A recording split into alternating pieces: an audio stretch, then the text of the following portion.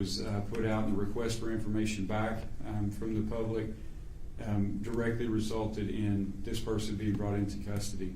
It allowed our investigators a starting point to move forward and to use their skills that they've developed over the years and their experience to bring this person into custody. We had about 500 tips that came in through our phone lines, social media. Not only were there a lot of tips that came in, and we're very thankful for that, but there's a lot of people that have to field those tips, and it's not all badge-wearing, gun-toting members of the state police or Department of Public Safety. We had a lot of civilian personnel that were tasked with that. There was a lot of time and energy spent on triaging those tips and making sure they went to the right people. And so we owe a great gratitude for that support staff that helped with this as well. Although everyone is innocent until proven guilty, we did confirm this morning that our suspect's DNA has been a positive match to the DNA that we suspected to belong to our suspect at the scene. During an interview with investigators, the suspect indicated that he did commit these murders. We executed a search warrant at his residence. There were articles found there that are consistent with being involved in this particular crime, and I will let Major Rhodes speak more of that or more to those details. We do believe he acted alone. We have absolutely no reason to believe that there's anyone else involved, and we do not anticipate any future arrest or any other arrest beyond this suspect. I'm going to go ahead and pass off to Major Stacy Rhodes. She can walk through a little bit more of the information, and I'll return to the podium and we'll answer any questions we can. Well, good afternoon. As he indicated, I'm Major Stacy Rhodes. I oversee the Criminal Investigation Division for the State Police. And I kind of want to walk you through how we initiated and progressed through our investigation. So, as you all know, we responded to a call for service at the state parks.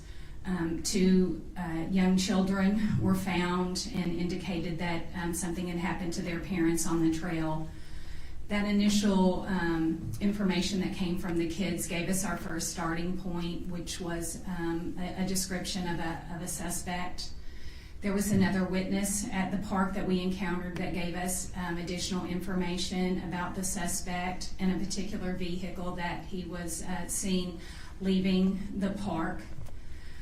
With that, we took the information, completed and let me kind of, we'll start there. So from there, we had a pretty good description of our suspect.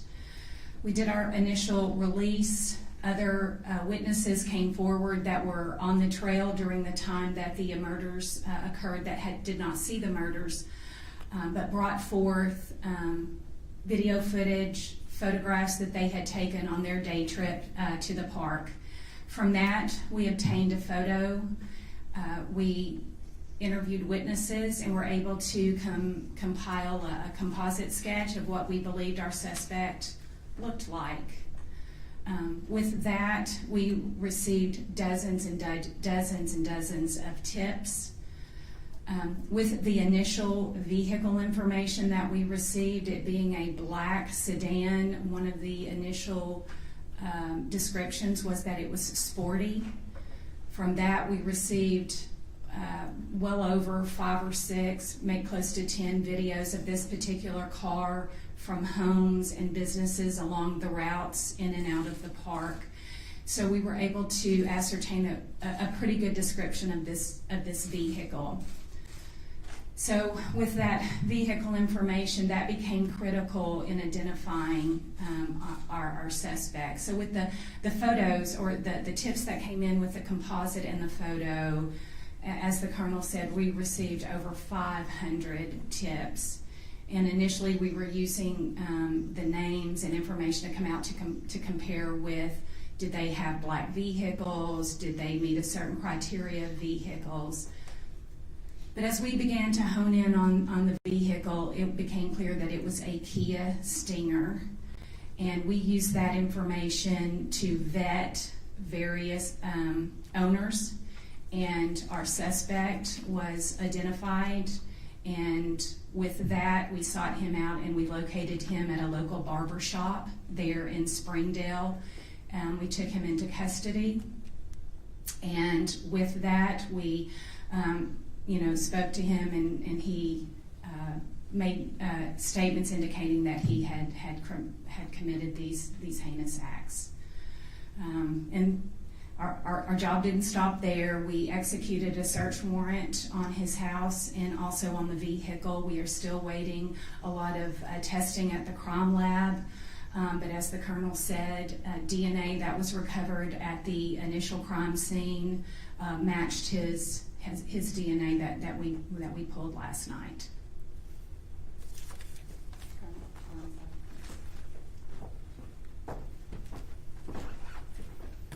Good afternoon. My name is Brandon Carter. I'm the prosecuting attorney for Washington County, Arkansas. The first thing I want to say here today is that my thoughts are with the Brinks family. There are 3 girls who tragically lost their parents in this case. And although today is a good day for law enforcement, there's a shadow over it because of the tragedy that occurred on Saturday. I want to commend the state police for the work they did in this case. I couldn't be more proud to be an Arkansan today. I couldn't be more proud to be a resident of Northwest Arkansas right now, and am confident and satisfied with the work that law enforcement did in this case. Especially, I want to note the cooperation I saw between local agencies in this case. I could name them all off, but I have a list here of 7 to 9 agencies that worked hand in hand to quickly solve this crime, and I commend every law enforcement officer that worked on this case. I also commend any member of the public that provided us information that led to the solving of this crime. I want the public to know that they're safe. The defendant in this case is innocent until he's proven guilty. But I'm confident that we have the right defendant in this case, and that the public need not worry going forward. Someday they're going to open Devil's Den State Park, and I'll be on the trail myself when that happens. The defendant will be spending time in Washington County Circuit Court over the course of the coming days. It is my intention to use the full weight of my office to bring this defendant to justice for the Brinks family.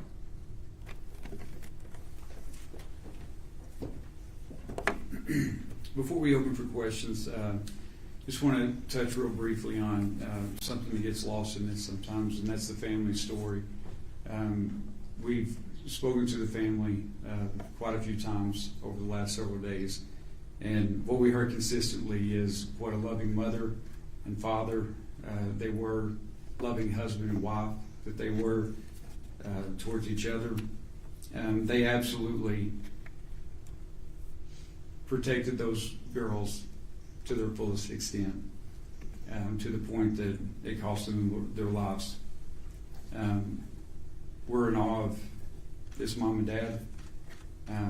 We're also in awe of these girls. The information that they were able to provide to start us down this path to be able to make this arrest, it all started with those 2 little girls. It's incredible. We also don't want to forget that there was a 3rd sister. Thankfully, she was not with the family on the trail that day, but she suffered just as tragic of a loss, and we need to keep that in mind. Because of that, I would plead with you and the public to please be sensitive to the fact that there's a family that's grieving. It's hard to express, because I can't understand it, what they're going through. Misinformation hurts. Speculation hurts. When they read things, when we talked to them earlier today, they expressed that to us, that they're reading things in social media, they're reading things that are just simply not true. People are speculating, they're talking about things that are not factual, and it hurts. There's no place for that.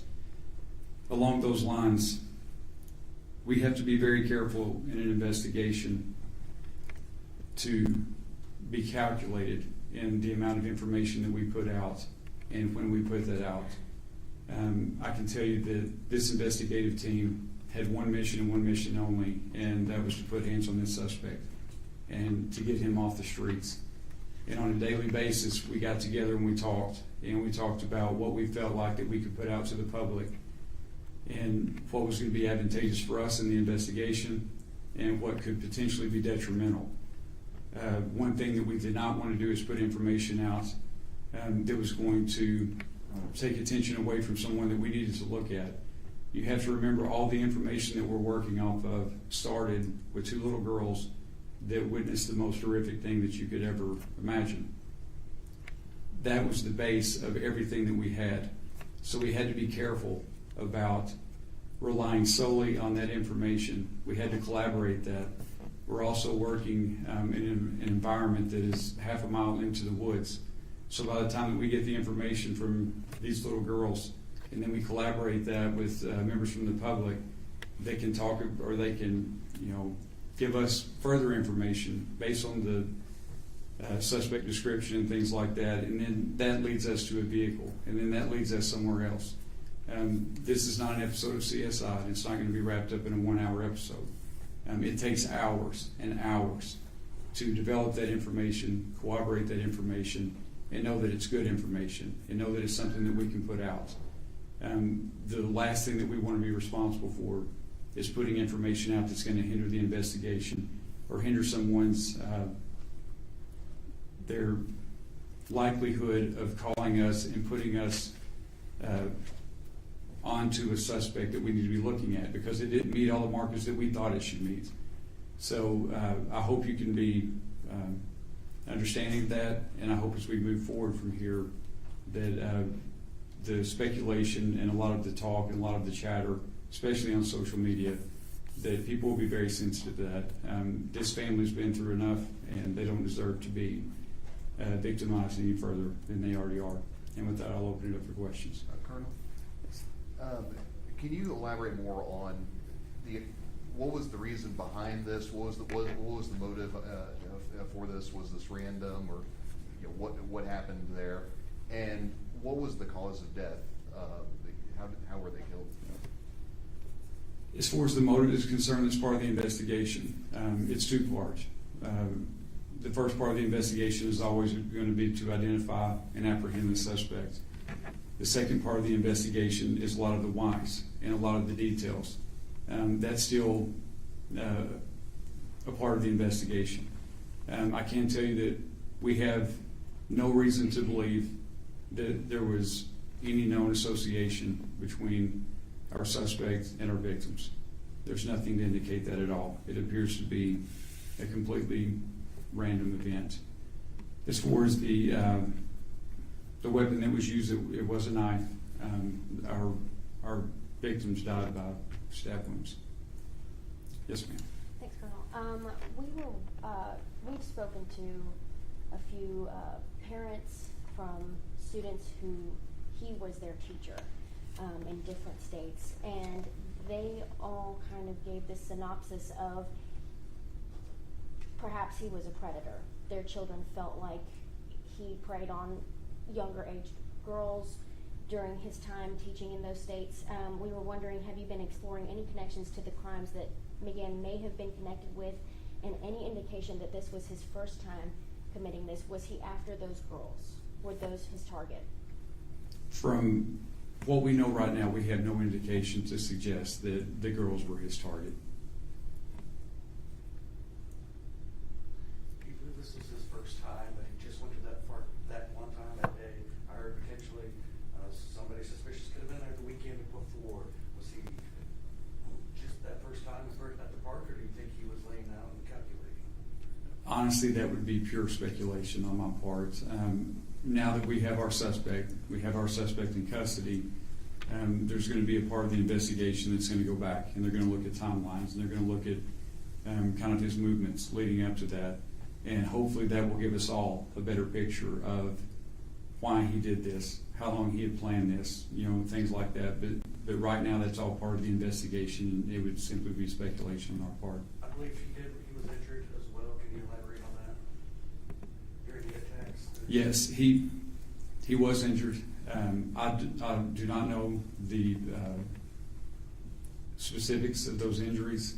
I do know that his injuries resulted in blood loss, and it was that blood loss that allowed us to establish a DNA profile to begin with, and it was that DNA profile that was matched today against our suspect. I would assume that's any loving parent trying to do whatever they could to protect their loved ones. Absolutely. I would say you're correct. Yes, You ma'am. mentioned some articles found in the house. What was found? Stacy? So if you'll remember the photo that was of the back of our suspect, we did find items that were consistent with what was seen in that photograph. Was the weapon there? Well, we don't know that it's the weapon, but we did collect some knives from the residence. We won't know until we test it, obviously.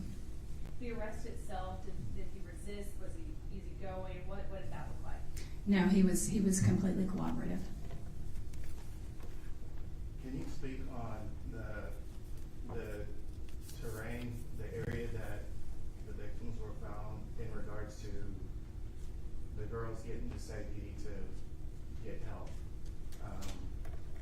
What kind of time frame that would look like for two girls? Was it a rough terrain? Was it something that, another person found them within an hour, or can you speak on that?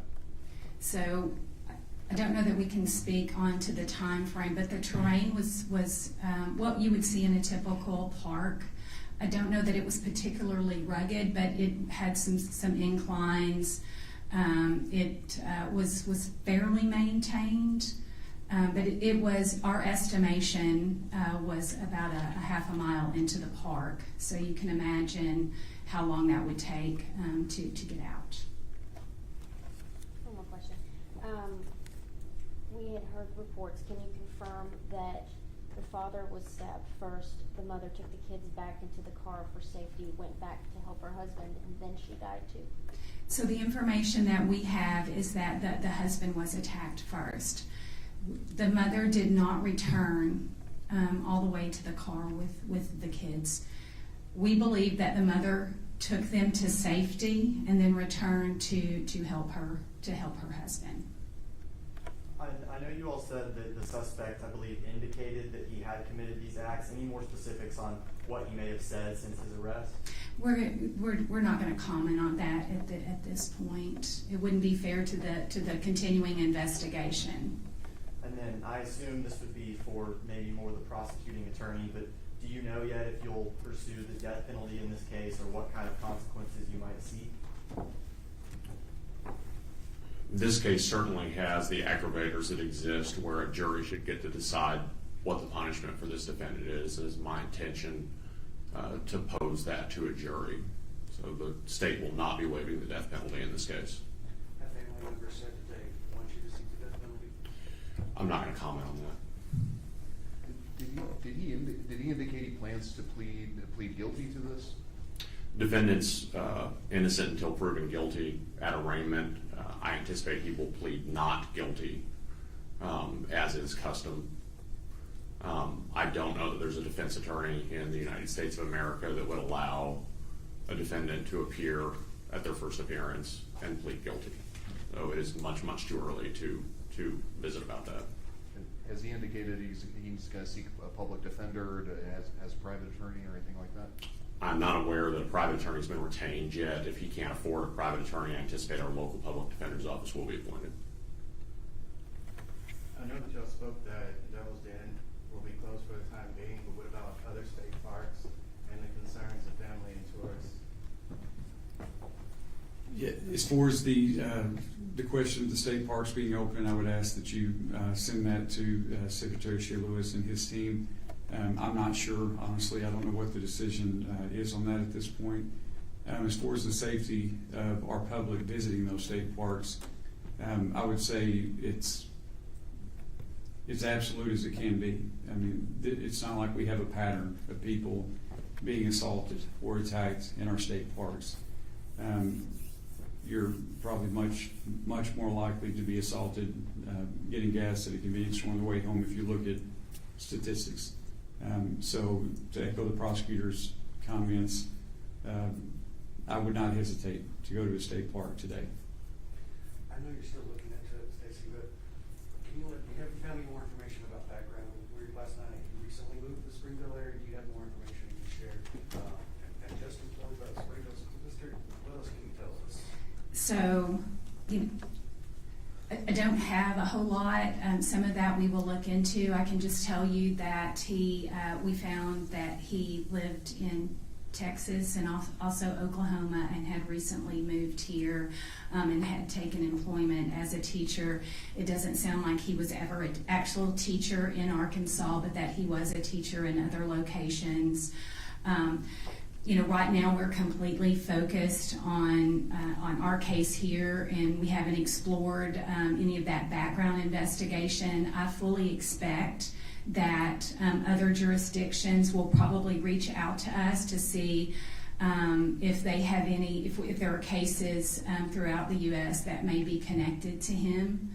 I fully expect that. But as of right now, he's the only suspect. He's not a suspect in any other incidences here in our area. That's correct. Not that we've been made aware of. That's for sure. And recently, moved here a few weeks ago, a few months.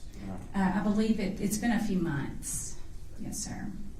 Major, can you clarify? You said he made statements indicating that he had killed them. Did he flat out confess, or what exactly did he say?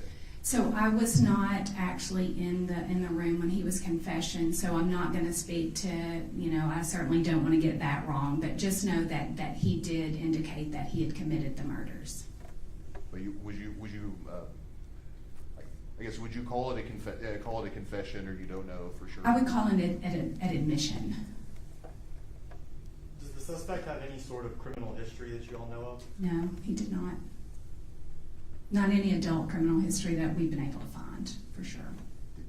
Did he indicate why Springdale's not that far from the state park? Any indication why he, for 5 days, stayed so close to the scene, or was he planning on fleeing the area or the state at some point? There was no indication that he was going to flee the area. He actually had a residence in Springdale, so that's why he was in the area.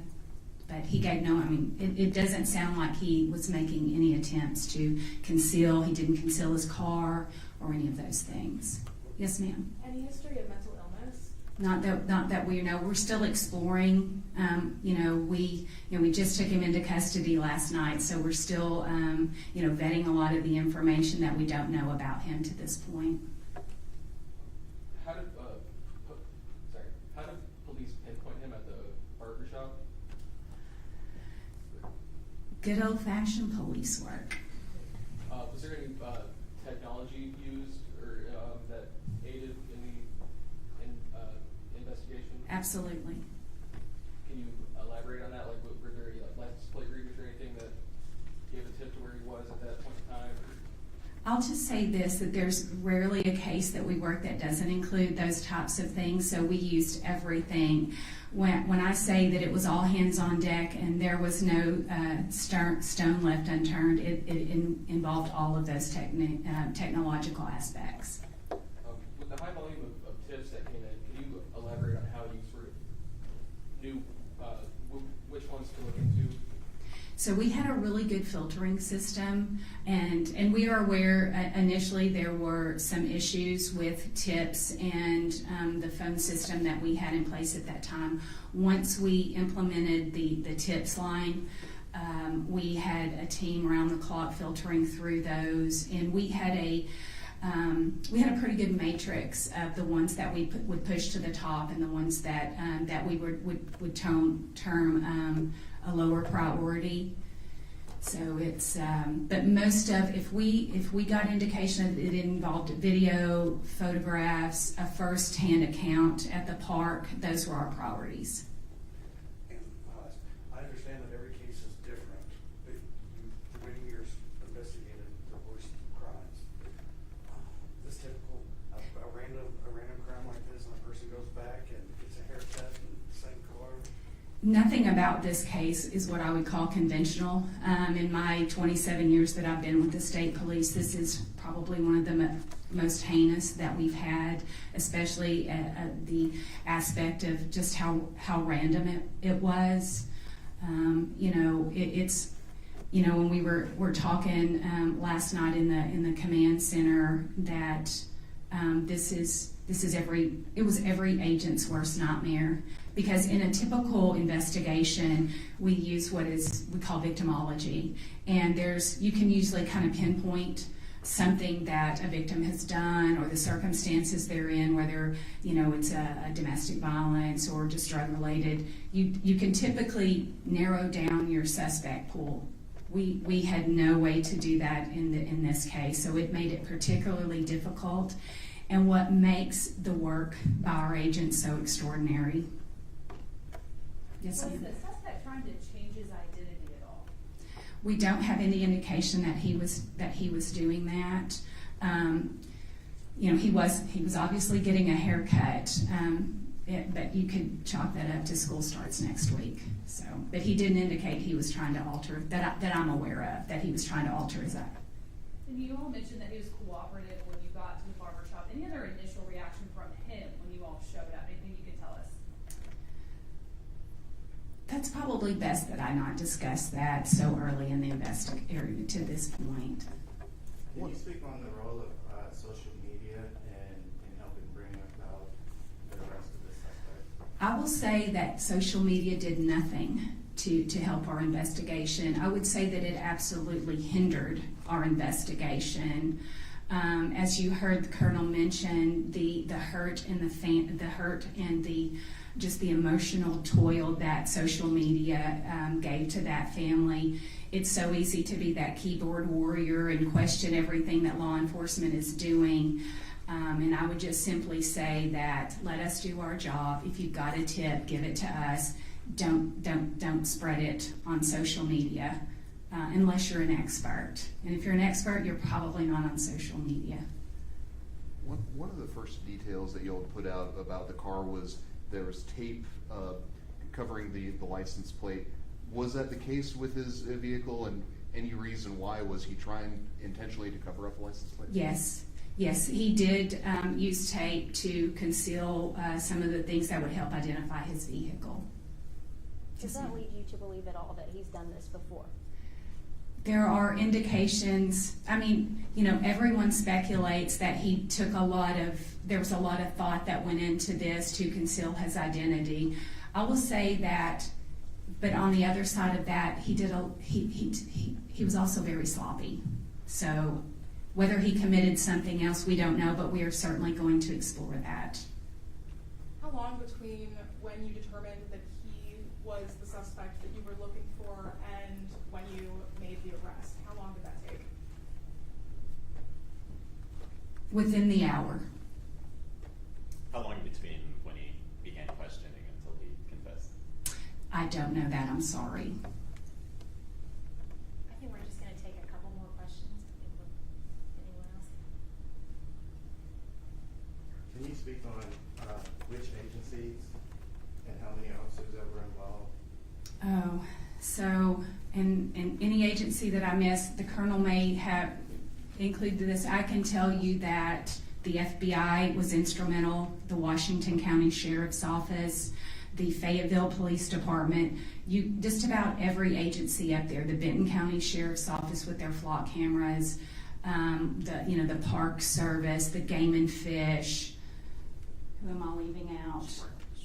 Springdale, absolutely instrumental. They had a detective embedded with us from the very beginning, and anybody else?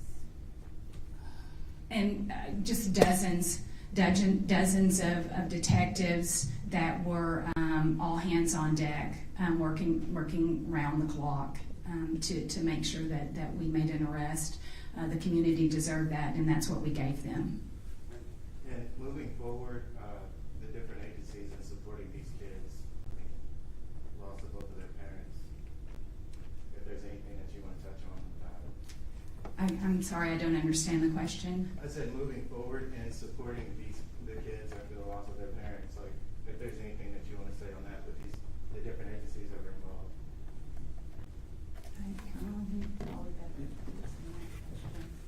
I'm not sure if I understood the question exactly, but I can tell you that Governor Sanders has been in contact with the family multiple times.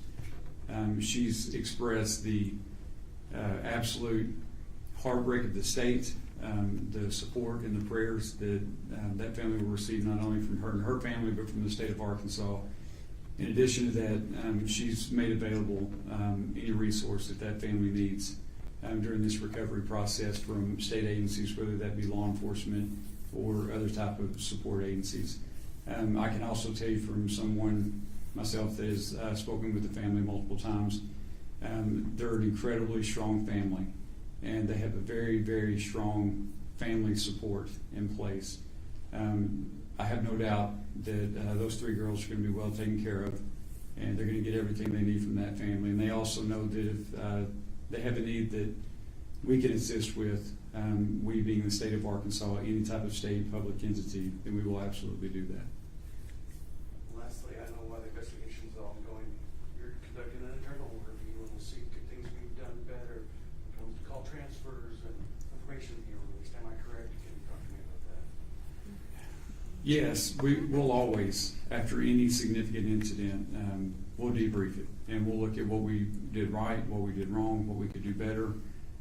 I can tell you from our vantage point right now, it's hard for me to be critical of anything that our investigators did. They have, you know this, I know these guys, I know our capabilities, but you forget, honestly, until you see it play out, you see the level of expertise and skill.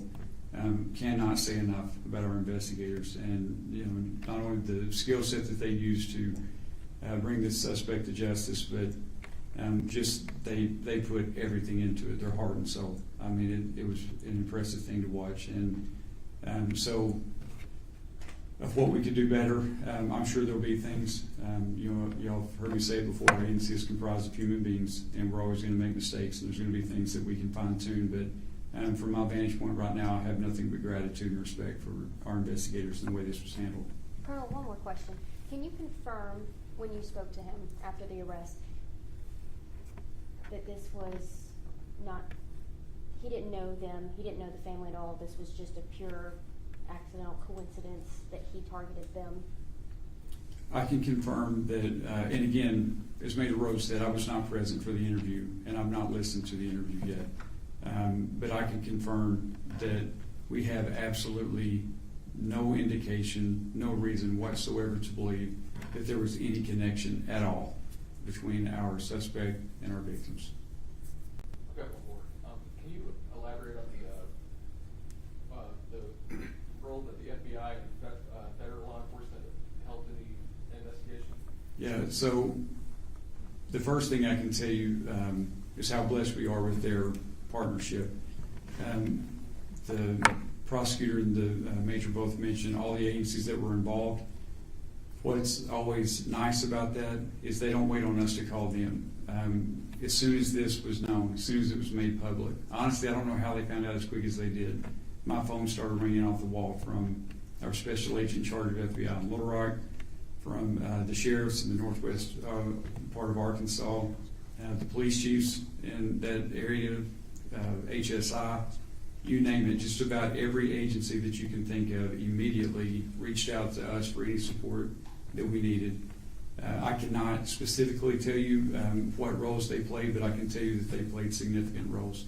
There was, as the Major alluded to, there's part of the investigation that is looking at this from the standpoint that it's completely random. There's another part of the investigation that has to close the loophole of is there a connection at all between our suspect and our victims. And unfortunately in this case, our victims had recently moved here. Their origins are from California. They, I believe, lived in North Dakota most recently.